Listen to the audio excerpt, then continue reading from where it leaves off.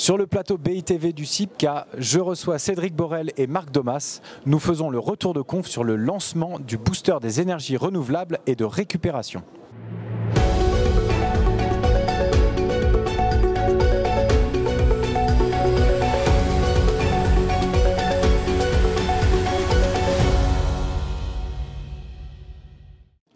Cédric Borel et Marc Domas, bonjour. Bonjour. Cédric Borel, vous êtes le directeur général de A4MT, pardon, j'ai du mal à le dire. Marc Domas, vous êtes le directeur général d'Air Nouvelle, groupe Equans. Vous avez donc animé une conférence sur le lancement du booster des énergies renouvelables et de récupération, ENRR. Quels sont les objectifs et quelle est la méthode de ce booster ? Je vais commencer par la méthode. La méthode d'un booster, c'est de mettre ensemble un certain nombre de maîtres d'ouvrage pour essayer de vaincre des difficultés opérationnelles qu'ils expérimentent tous et qu'ils peuvent essayer de résoudre ensemble.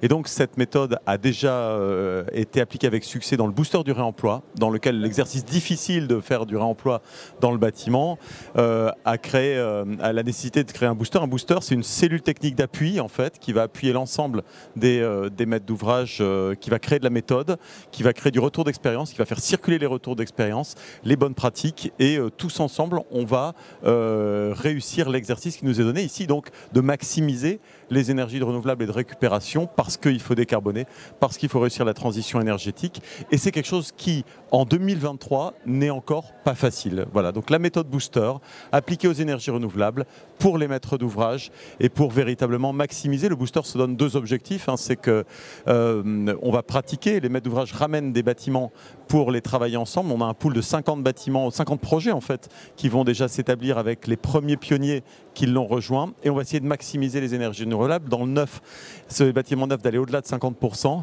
et dans la rénovation, là où ce sujet aurait été difficilement traité, etc., d'avoir au moins 20% d'énergie renouvelable dans tous les bâtiments qui vont venir en rénovation légère.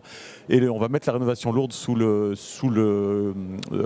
objectifs du neuf, ce sera du 50% pour eux aussi. Donc allons-y fort, allons-y vite, allons-y ensemble. D'accord. Marc Domas, vous êtes donc un des pionniers. En tant que maître d'ouvrage, quels sont les avantages que vous en tirez ? Attendez, excusez-moi. Un petit coup de micro. C'est parfait. C'est mieux. Chez Equans, on est particulièrement concerné par la question des systèmes énergétiques, puisqu'on est des spécialistes de ces sujets. Et pour autant, on a discuté l'an dernier de cette difficulté à déployer massivement les énergies renouvelables à l'échelle du bâtiment. Alors bien sûr, il y a des initiatives qui sont faites pour déployer des ENR dans les champs, dans mer et ailleurs, mais à l'échelle du bâtiment, il y a beaucoup de contraintes. Et pourtant, les solutions techniques existent. On voit qu'on développe des projets dans lesquels on peut facilement atteindre les 40-50% dont tu viens de parler.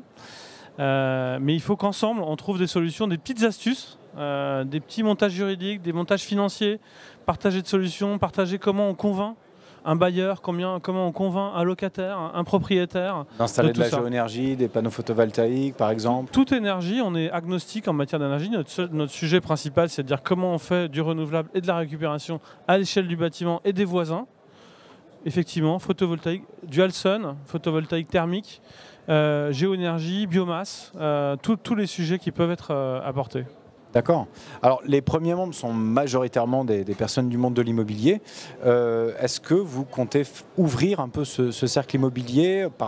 On parle d'énergie. Est-ce que les énergéticiens pourraient venir apporter des solutions dans ce booster ?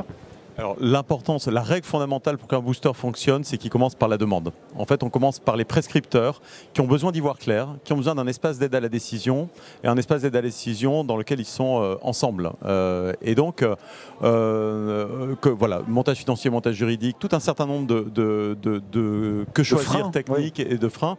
Tout ça, ce sont vraiment des choses qui sont au cœur de la décision immobilière, du montage des opérations, et c'est vraiment là que se place un booster.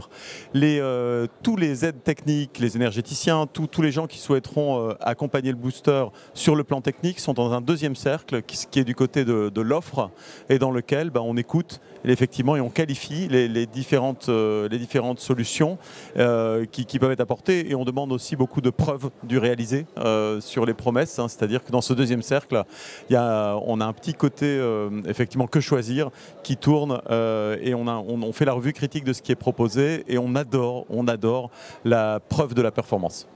D'accord. Peut-être un mot là-dessus? Oui, un petit mot. Vous qui êtes membre? Nous, on est membre. Juste ce que je veux partager, c'est que l'énergie et les systèmes énergétiques, c'est 50% du bilan carbone des bâtiments. Donc je suis sûr que les gens qui nous regardent, certains ont des projets, ont des bâtiments.